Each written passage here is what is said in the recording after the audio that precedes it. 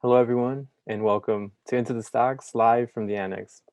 My name is Oscar Rievling, Education Manager at the Wolfsonian FIU. I'm pleased to introduce tonight's special program, part of our ongoing series with Nathaniel Sandler and his Knight Foundation funded project, Crypt Cracking.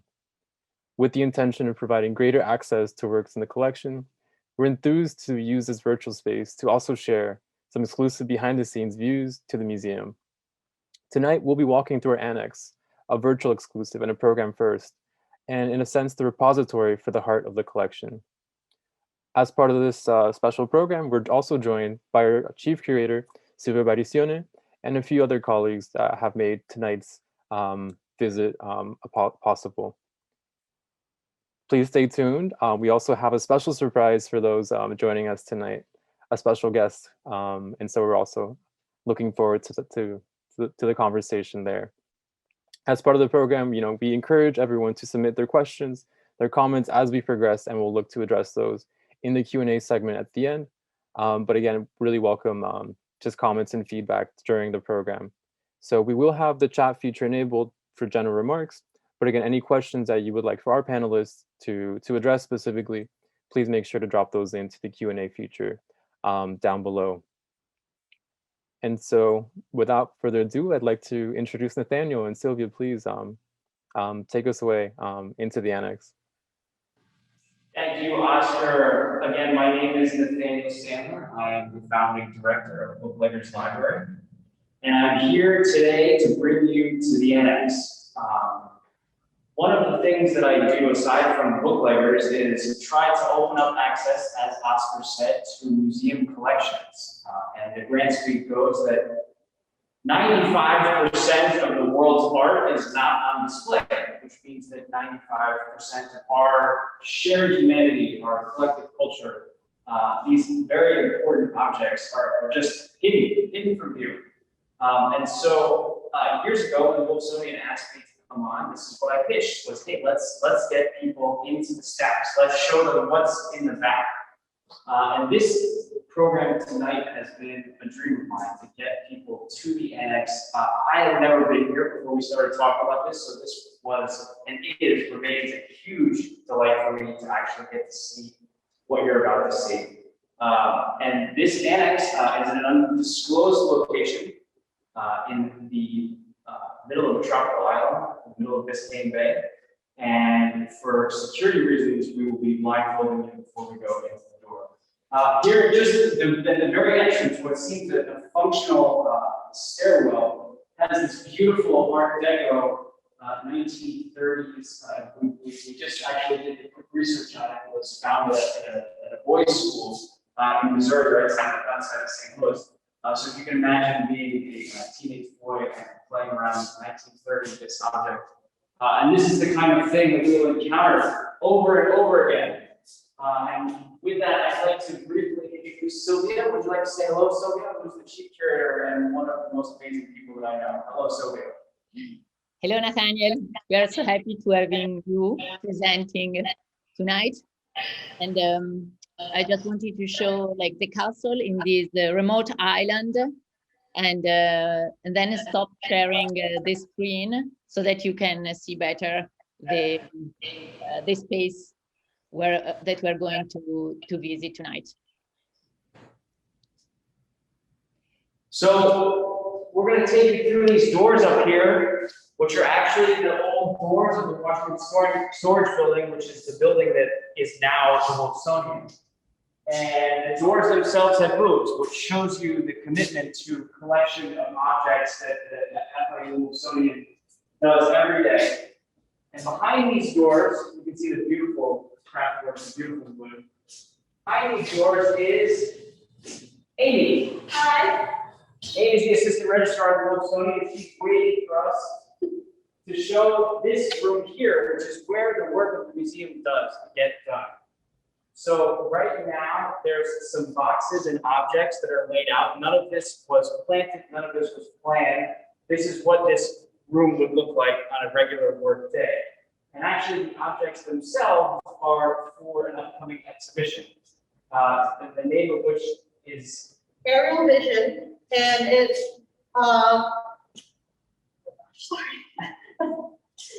Nicholas. The curator shows Lee Nicholas. Yeah, Lee Nicholas, and it examines how both skyscrapers and airplanes change the perception of the world from looking up and looking down. Right. So it's the focus of is aviation, airplanes, and how you may have seen the world differently once the airplane was invented, or a skyscraper, for instance. Being able to go up high was quite a novelty for people 100 years ago. So you can see the objects that are laid out. They were pulled from here and will be going to the main building of the Wolfsonian, just so that they can be put on display. And then all of it carefully, you see how careful these sorts of things have been crafted just for the movement of the objects themselves.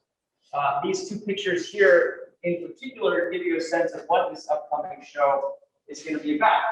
So the idea that the vision changes from high up and the vision from inside of the plane. And so this is just a few of many of the objects that will be in this upcoming show.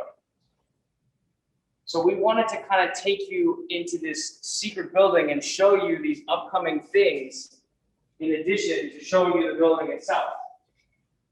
And this building, you can see back here, there's all these objects that are for conservation and for upkeep of objects themselves.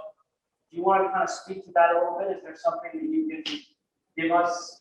Well, what sorts of work goes on here? Is it mostly just sorting, or does any of the conservation stuff actually happen here? Conservation does happen here, as well as in the main building. Here we have what's called a vent hood. So we were working with the that vaccines that you would need to vent out of the building. For safety reasons, you could work with the objects in there. So it's all very state of the art. Yeah. The Wolfsonian, up to date, 21st century practices, of course. Yes, yeah, so there's practices. So there's sink and beakers and all kinds of. Right, and in the last instance, actually, we showed you these chemicals, and of course, it can become incredibly boring to go through each and every one of them. But we just wanted to show you kind of the back end here of what gets done. And what this building does is houses all these objects, and we're gonna take a step in now. John, if you're ready, we're gonna take a step in, and you'll get a sense of the scope. And of course, we've used on social media for the event, talk about the warehouse in Indiana Jones. And that is really what it is. It's a huge, huge space where there's so many wonders, and they're all being kept here for safety and for prosperity. And we have one object here, which is rather grandiose. This, and correct me if I'm wrong, Amy, but this place is also for large storage as well, yes. Correct? So the room in the back of the Wolfsonian is for smaller storage. This is for large object storage. Large objects, furniture. And one of the things that I wanted to do when we came to the annex was show people things that have never been displayed, and perhaps something that's a little bit taboo. And Silvia is going to help us walk through this. But down the end of this column is an extremely controversial item. So John, if you'll walk and pan and show everybody where we're at.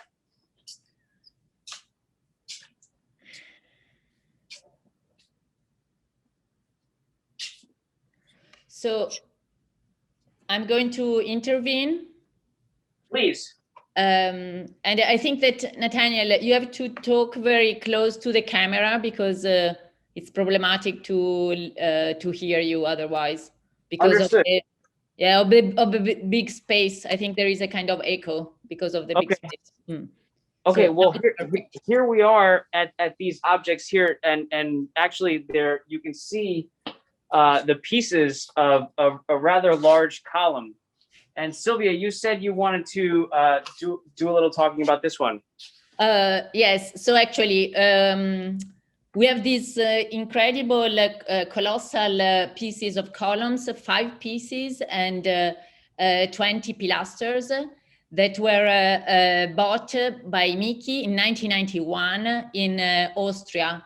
Directly in the quarry of a marble company called Kiefer, and so based in Oberalm near Salzburg.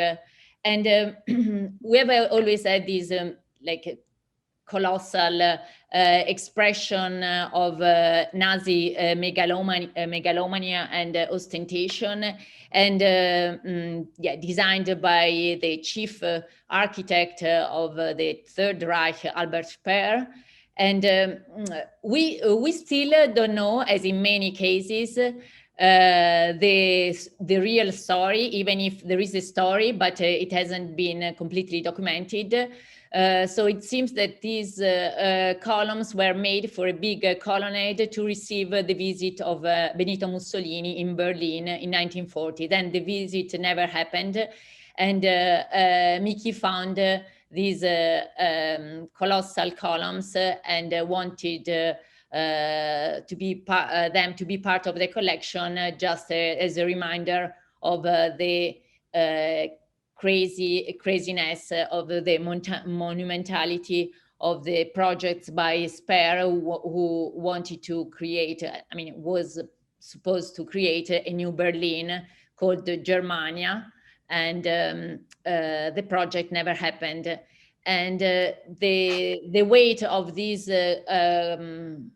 huge buildings, there was for this new Berlin, he designed a dome which was seven times bigger than the St. Peter's Dome. And well, the project never happened. And also now thinking of these huge marble buildings probably wouldn't have been supported by the ground in Berlin, because it's a swampland. It's a converted swampland, almost like Miami.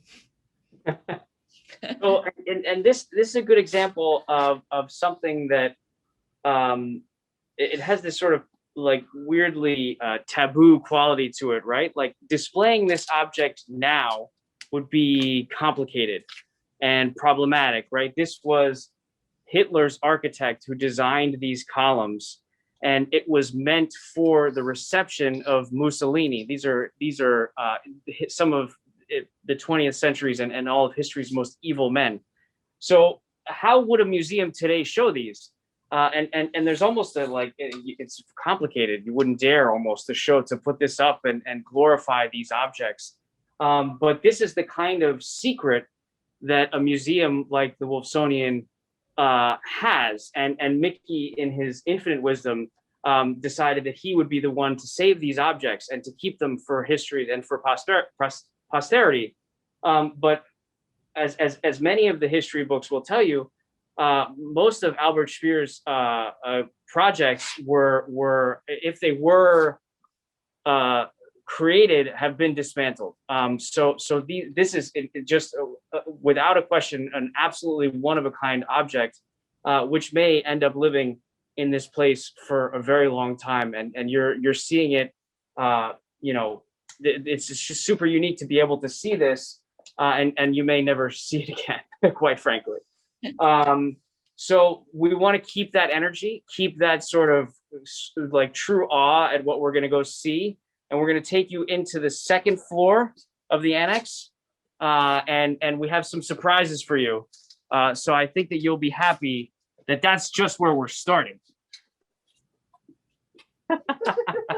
Right, Silvia? Perfect. All right, John's now walking backwards. We can hear you much better. John's walking backwards.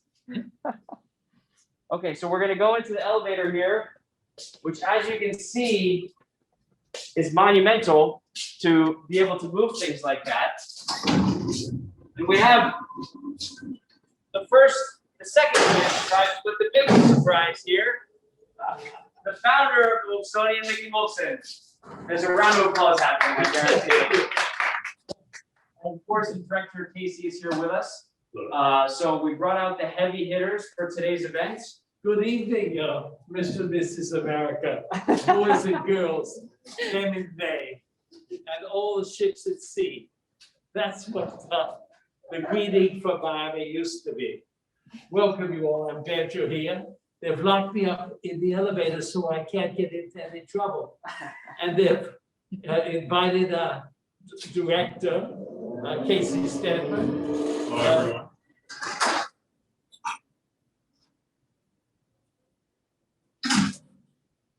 Okay, sir. It's ominous. Wait.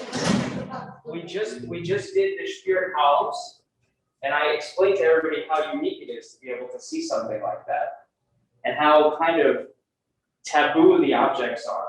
Almost you wouldn't ever want to show them to glorify such a thing. No, but it's interesting because since this has an architectural context, the building itself, I couldn't buy falling waters, but I could buy parts of the interior of the Kaufman department store in Pittsburgh. That's right. So we have all through the building architectural elements that reference much larger buildings and much larger architectural concepts.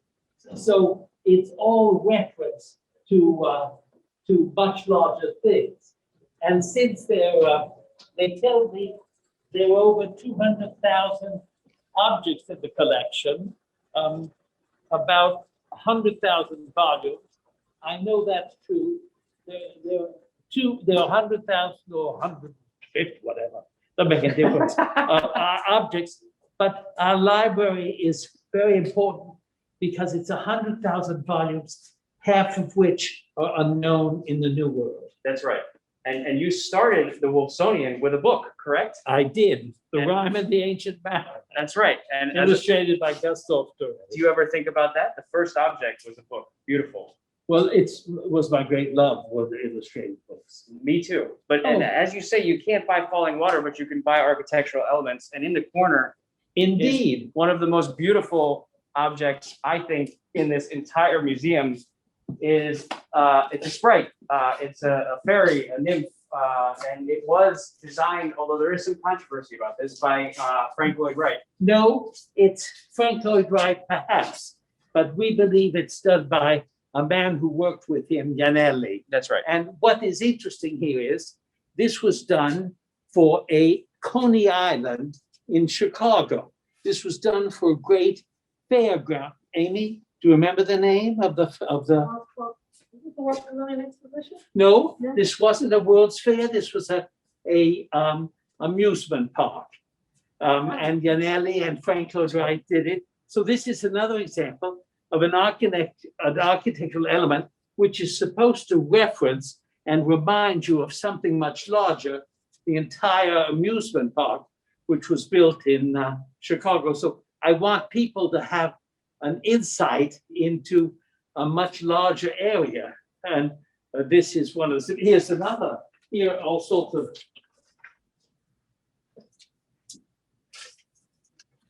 this is from a bank in Scotland, and it celebrates workmanship of men and women.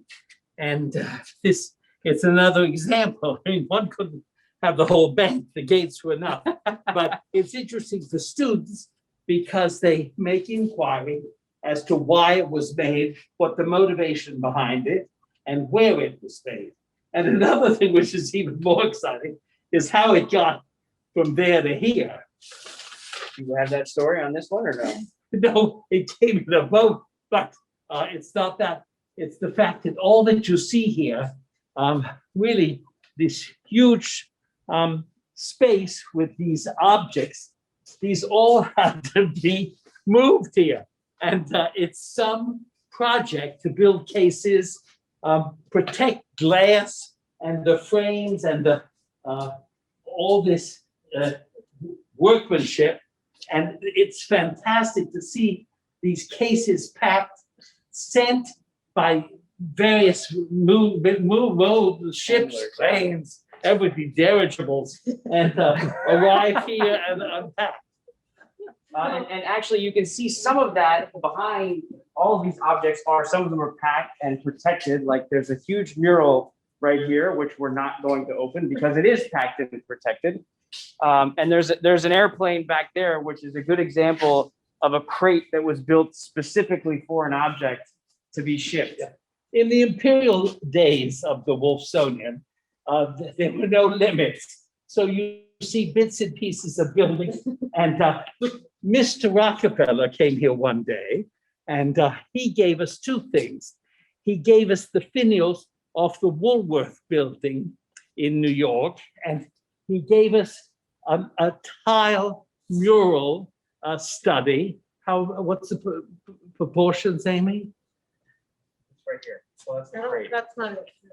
No, this, The mural that was at the Chase Manhattan Bank, Bank. it's almost Oh. 45 feet in length and 15 feet tall by a female artist, Yo Bul, I believe it's the last name. I'll let Sylvia correct me if I got that incorrect. But it's a beautiful piece, a futuristic cityscape of enamels on stainless steel. And it's still here. It's actually on the lower level. It's probably one of the crates you guys walked around to go down one of the aisles. It's a but very large piece. there really were no limits. We were given murals from the Columbus Hotel, and we were given a bridge tender house off a bridge over the Miami River. So this really, you must remember, this is a cultural institution. This isn't exactly an art museum, because this is art in function of ideas which tell a story, which recreates a time, 1850 to 1950. So this is full of references. This is what you call a come on. As you come in here, it's meant that you study the materials and that you study where and why and how and what elements and what material were used to make things in this historic period. A stove. A stove, for instance. So why would this stove have made This it is a into the gift collection? from a famous American sculptor. It's iconic. It was one of the first modernist stoves to make things healthier for women and easier for women. And it was really an innovation. Are we allowed to touch it? Oh dear. I don't oh even dear. know if. No, but you see, Here, here. Oh, I don't underneath, have my gloves on. it's ugly. Anything can happen here. Yeah, It's no, nice. but you see, underneath, it's ugly. But But it's flameless. That was the big But innovation, right? exactly, and look how modern and I've done the unforgivable, and I'm gonna be swatted. But anyway, it's okay. We're banning you. That's right. I'll behave. The Sprite, the museum Sprite is gonna come take you away. But this is a good example of a box that was created just for an object. It may not be an object you want to talk about, but look at how complicated the craftsmanship is just on the box. Can Get you things see from- the airplane inside? And that box is probably took many, many hours of specific building just around that object. No, this is interesting. What's the most inappropriate thing to collect from Miami? I'll tell you, fireplaces. We had fake fireplaces, aesthetic fireplaces, but we didn't have fireplaces that worked much. So we have in the collection an inordinate number of fireplaces, because fireplaces weren't really indigenous to the Right. tropics. Did you purposely seek them out, or I was that? purposely sought them out. I wonder how many. Do we know how many fireplaces there are? Oh, Oh, we don't know how many of anything there are. That's one of the divine things that no one knows. Here's a piece. John, can you go down with your machine and take a picture of that? This is very interesting. This comes from Breslau, now called Wrocław in Poland. It was done for a doctor in the 20s. It's the only, you only see a piece of it here, but it's the only complete room by August Endel in existence. And he was one of the greatest and most innovative of the modernist Germans. And when I bought this, the firm didn't want, the antique shop didn't want money. They wanted small baby grand pianos for schools in East Germany. So a truck of Talone baby grand pianos left for Berlin, and Mr. August Endel came. So you traded, what was it? I believe you told me 14 baby grand 14, pianos 14. for this one object. No, well, this is an entire room. You Oh, I only see. catch a glimpse of it here. So just to get a, speaking of entire rooms, let's get a sense of the scope looking down. And one of the things that is easiest to see are objects like this clock, which is facing forward, right? And so what do you know about this clock, Mickey? Absolutely nothing. Wonderful. There's so many objects here. I had dreams of sitting on the Grand Canal as an old man, remembering and reflecting on the people I bought things from, Right. and what I bought. Unfortunately, it's just thanks to Amy that remembers what there is in here and has the bills in little black books that she can trace. But if you look, you could see the scope and the scale of it. I'm very proud of the fact that this is probably the largest museum in Florida and the fourth largest university art museum in the nation. I don't know how it happened, but there it is. Can you see the details of some of the chairs? I'm particularly interested in sitting down. It's my favorite position. And thus, we have a magnificent collection of children's chairs, women's chairs, any sort of chair you can imagine, hundreds of chairs. Because I said it's a museum, a design museum, or more cultural center, but I'm interested in design. Here's an interesting piece of furniture. This is made out of a special material called buxus. When Italy went to war against Abyssinia, the sanctions were put up against Italy, and Italy couldn't get products to make things unless they were autonomous to the country. And this was an invention of Italy. It's like compensated wood, but it's a mixture of wax and glue and wood and shavings. It's all ground up. All ground up, and then, but it's called buxus, and it's a famous product from the autonomous, no, not autonomous, what's the word? Autarky. Thank you so much. Autarky. It was the period autarky when Italy was trying to be self-sufficient. This is a great historical piece. It's the only thing left of my marriage. My wife is gone, but her gift to me is here. It's by Charles Garnier, who did the Paris Opera and the casino in Monte Carlo. It's modeled off of a boule, which is a 17th century piece of furniture. They used tartaruga, turtle, and rock crystal in their objects. This is all machine made, totally machine made. This is a modern piece of furniture using the boule effect. And that was in the opera. And her family was the ambassador of the Kingdom of Italy to France to convince Napoleon III to come on the side of Italy in the Wars of Independence. And they bought this there, and we got it. Mr. Wolfson. Yes. The mask. Oh dear, it slips all the time. Oh well. But what's interesting is here's a fascinating object. Can you guess what it is? I can. It's a stove. It's a stove. It goes in the same league as the fireplace, but the design is so marvelous, and the fish too. It kind of fits in Oh, I never Florida. noticed the fish. Yeah. Beautiful. Here is a buxus again. And this is a bar, I believe. Yes, it's a whole room. The whole room, right? And with the Oh, hand, here we go. Sylvia, did you say something?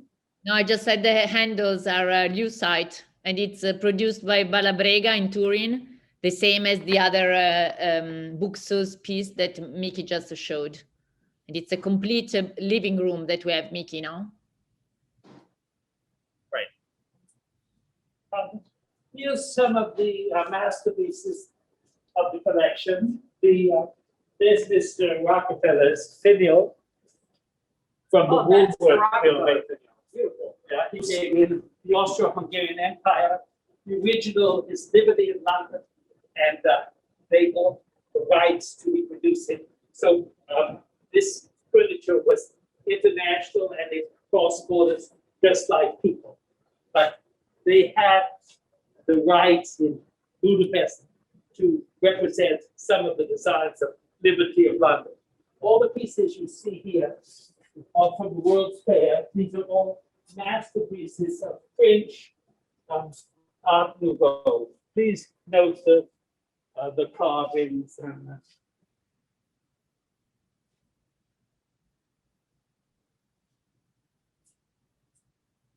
this is the first piece of furniture of Wiener Werkstätte. This has a sad moral. The Emperor Franz Joseph was sick and tired of seeing French furniture in his palaces, and he ordered the decorators and architects of the Austro-Hungarian Empire to come up with something other than French furniture. So the first Austro-Hungarian designer did this piece of furniture, which is slightly affected by the French that you saw, but it's something else. And this evolves into the Wiener Werkstätte and Hoffmann. So this is considered the first piece of an almost indigenous Austro-Hungarian style as opposed to French. And it's important from a historical point of view. It's beautiful. This is something we saved. Can you get underneath him? This is Schlutus. This is comes from the Chicago Art Institute, because in the United States, the museum couldn't afford in those days, in the early days, to have originals. So they copied the great sculptors of the time. And this was the most important sculpture of the period. And Amy, do you say no? And it's so we have this because it was deacquisition from the Art Institute and their collection of bastards. Should we do this? The Wi-Fi dies, unfortunately. Oh, the Wi-Fi dies. Yeah. Check your mouse. Shall we go again, this sir. way? That was a little crowded. Let's I think we head down this way. I think there's plenty to show on any of the aisles. No rack.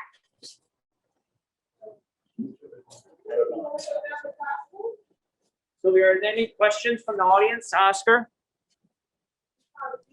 Sure. So let's see here. So we have a question from Cami who's asking a little bit about how we determine the value of the collection for insurance.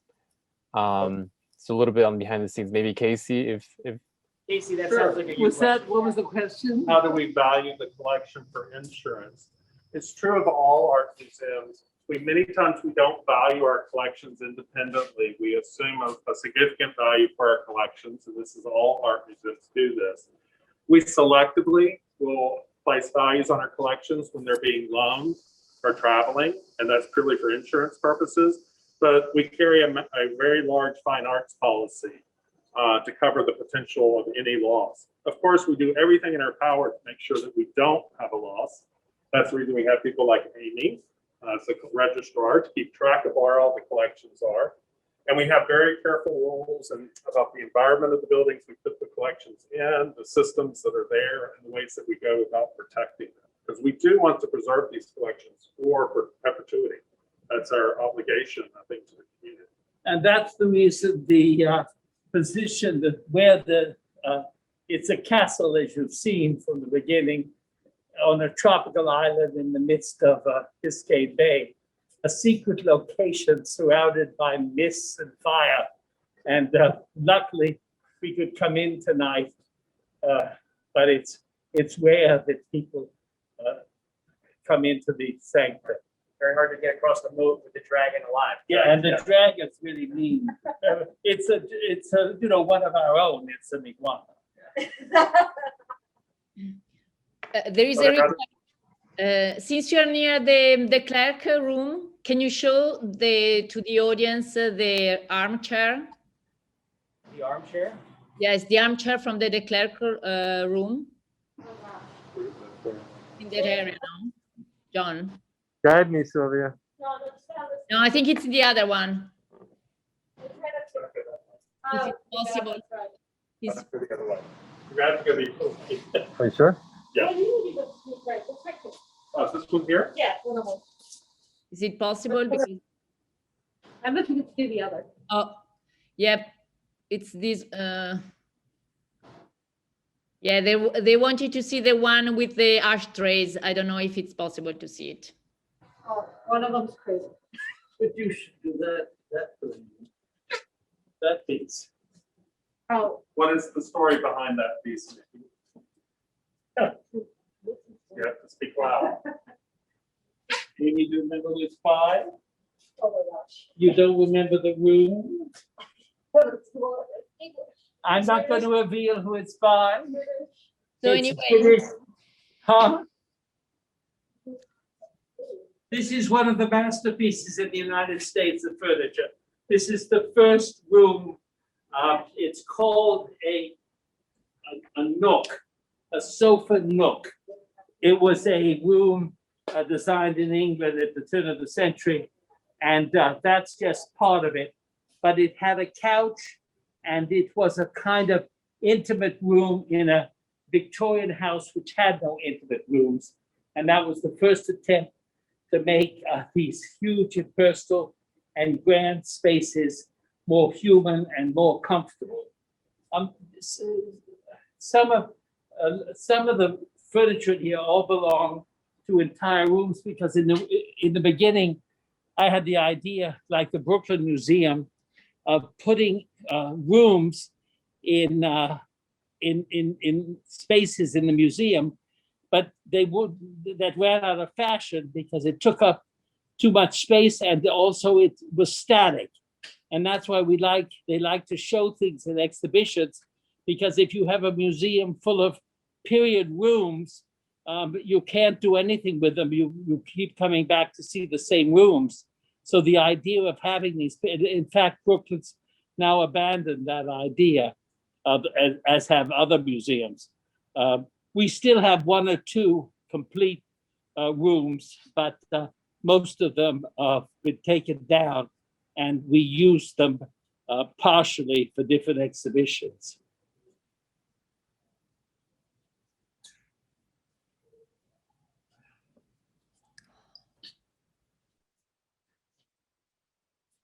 Go down the last row.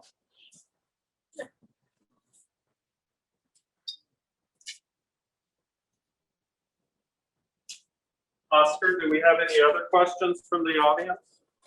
Right. So I think just following through a little bit with just the care and protective measures for the collection. How is the building protected against storm surges and hurricanes? Is a follow-up we have. So we're fortunate that Mickey selected buildings of very substantial size. So this structure, much like the main museum building at 1001 Washington Avenue, was built contemporary to the 1925 hurricane that came through Miami, and actually probably benefited from improved construction and more structural integrity being incorporated into the construction. So this building actually is, the first floor is not at the ground level. The first floor is about 8 feet up. As you enter the building, you enter by climbing a staircase. That's where the dungeons for bad curators. So that is one of the protections. But again, of course, these are very substantial buildings. They've stood the test of time. The integrity of the buildings are still there. We, of course, make sure to improve the exteriors through impact windows, hurricane shutters, and other protections, so that we make sure that all the vulnerabilities are taken care of. Can you take a picture of these two pieces, these pieces of furniture, this and this? Can you see the cubist angles of this piece of furniture and this piece of furniture. This is a wonderful story. I don't know if any of you send your children to the Steiner schools, but this is done by Rudolf Steiner. And this is one of the most intriguing sets of furniture we have. It comes from the Dorotheum in Basel. And he designed his school. The first school burnt down. And this is the original furniture from the Dorotheum.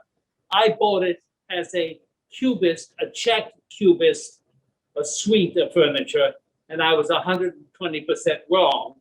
It was neither Czech or Slovak or anything else cubist. It was Rudolf Steiner for the Goetheana. So how often would you say you're wrong when you buy things? It doesn't make any difference. I agree. I Because agree with you 100%. I like to be wrong, because then the curators and the scholars get it right, and I learn. So I don't mind. Everything was made by somebody, and I have great respect for the making process. Beautiful. Come look at the last one.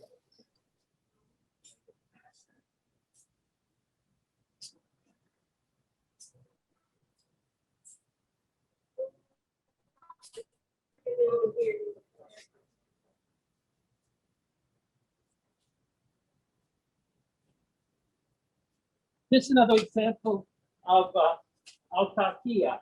This is a metal that they had in Italy, got imported, and glass, which they had in Venice. So it was a kind of glass used for industrial use. There, and this is the metal. So this is furniture indigenous to Italy.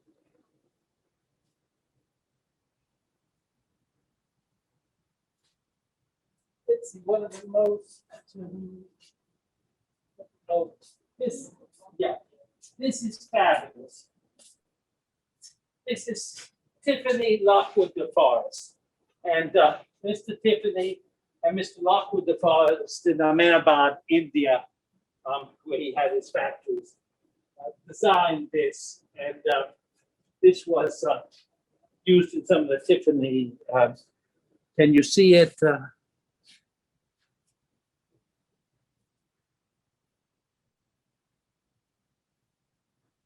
And if you look on the other side, you'll see one of the last pieces of furniture to go into an Austro-Hungarian palace before the First World War, and beginning to use ancient motifs, but in a kind of modern frame.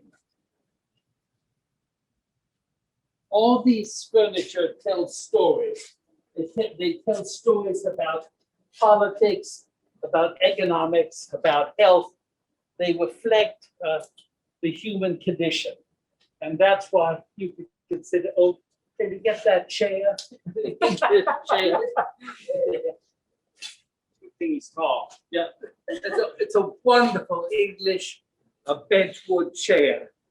Again, a modernist approach, and they had to take. Yeah, it's a wonderful English benchwood chair. Again, a modernist approach, and they had the technique to bend the wood. It's quite comfortable. It's thing with Summers, and he influenced all over the world, including pair furniture we have from Roanoke, Virginia, made in that benchwood style. So I don't think you should finish. I think you Oh, should it is talk about fine, maybe. This is wonderful. This came after, I don't know, if any of you all know Leonard Abbas, house on Old Bay Road. When he sold the house, he gave this wonderful Florida scene to the museum.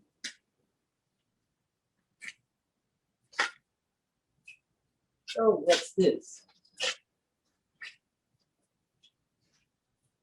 A war This is a model for a war. Can you get this too? A model for a war memorial in Genoa. Because as you know, we have a sister organization in Genoa in Italy called the Wolfsoniana. This, of course, is inspired by the Smithsonian.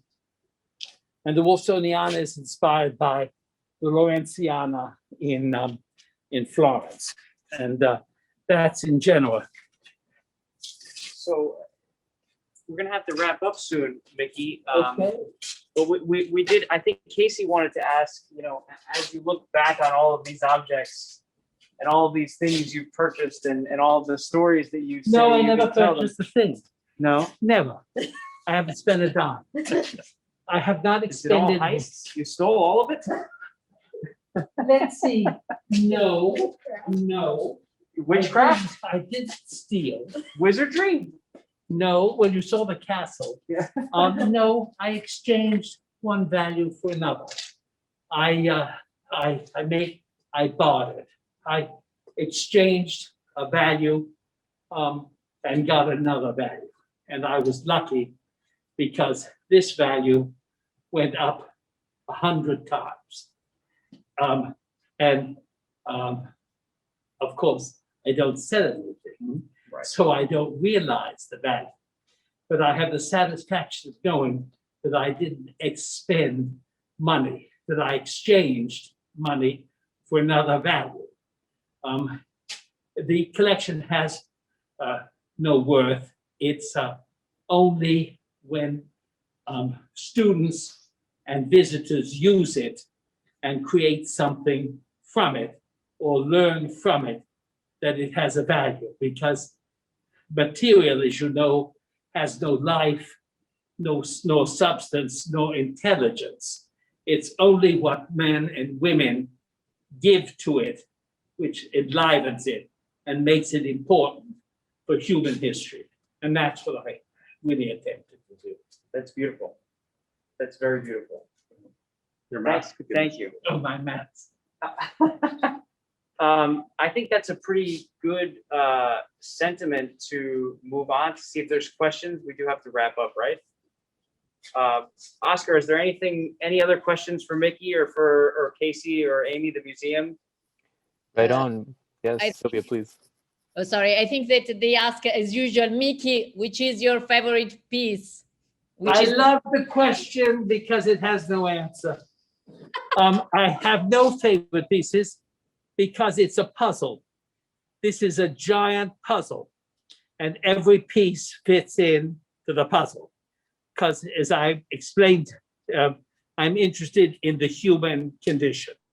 And this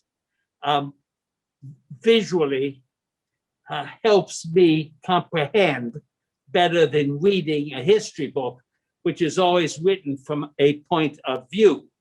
And as you know, if you give a lecture, you can manipulate or maneuver the words according to your concept. But here, objects do not lie. This is what man made, wanted to make, and was inspired to make. And here you can learn more about man, women, them, they, boys and girls, than any other language. This is about the language of objects. great. What are some of our other questions from the audience? Oscar, do you have a So some people are asking about the building and the dimensions. So how large is the annex, and is there space for more You didn't items? see the cast, you didn't see The castle, rather. The castle, it has 96 rooms. It has a swimming pool, a tower, which is modeled on the tower in Florence. It's, let's see, 96 rooms. It's about 7 stories high. And it's really was brought over. You might see the movie by Rene Clair, The Ghost Goes West. The castle features in that movie, Rene Clair, The Ghost Goes West. And that will explain the spirit that lives in the castle, the whole history of the castle. And for the real story now. The annex itself is of almost 30,000 square feet of space. It houses a large percentage of the collection here. It's spread over 3 floors in the building. We also have another area that works on paper, which is not quite as interesting to look at just filing cabinet drawers sitting on the 3rd floor. But that's the nature of the building. As I said, it was built in the 1920s. It's contemporary to the main Wolfsonian building at 1001 Washington Avenue. Oscar, other questions? Thanks, Casey. Yes, I think a little more interest just with Mickey's own personal history in acquiring these objects and bringing them into this collection. So Mickey, is there an object that he wanted but didn't quite get? Oh, that's a good question. Lots. Yes, lots.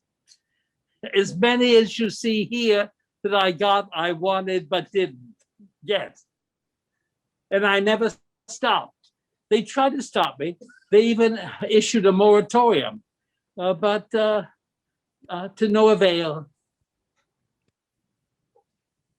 I did get a rail car, and we had 3 rail cars, but now we reduced to 1. And we've lent that rail car. It was a Littorina in Italy. It was a fascist rail car. It ran on time. And it's been lent to the Rami Koç Museum in Istanbul for 10 years. And that was a great example. That will come back and sit here on Washington Avenue in front of the new museum. But there were a lot of objects, but I don't mind because most of my objects are multiples. Not all, some are single, but a lot of them are multiples because remember, we're dealing in the industrial age. And this wasn't just craftsmanship, this was industry, and they knew how to duplicate. And so this is the beginning of the modern period where we duplicate so well today, furniture and design, but this was the beginning. So a lot of this, there were other possibilities, but I'm always looking. If you all have anything you want to recommend, send me a postcard.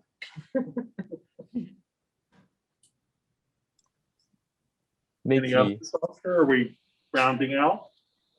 We're rounding out. I think just some people are wondering a little bit how the collection originated. So maybe if we can conclude, Mickey. Yes, easy. What was... It was very easy. When I was born, I was put into a crib, and I reached out to grab something. And ever since then, I've been reaching out. It's a genetic deficiency. I can't stop. I wish I could, but like a lot of people that have addictions, awfully hard to, and they don't have any cure for this sort of addiction yet. Well, with that, thank you so much. Thank you, Mickey. Thank you, everybody behind the scenes and in the scene right now. Thank you, Oscar, Silvia on the computer floating their heads. This is Into the Stacks. We brought you into the annex finally to show you that secret castle in the middle of a tropical island in the middle of Biscayne Bay. Mickey, it's been a pleasure, and I really appreciate you having me. It was fun. It was yeah. great. You were great. Thank you. Thank you.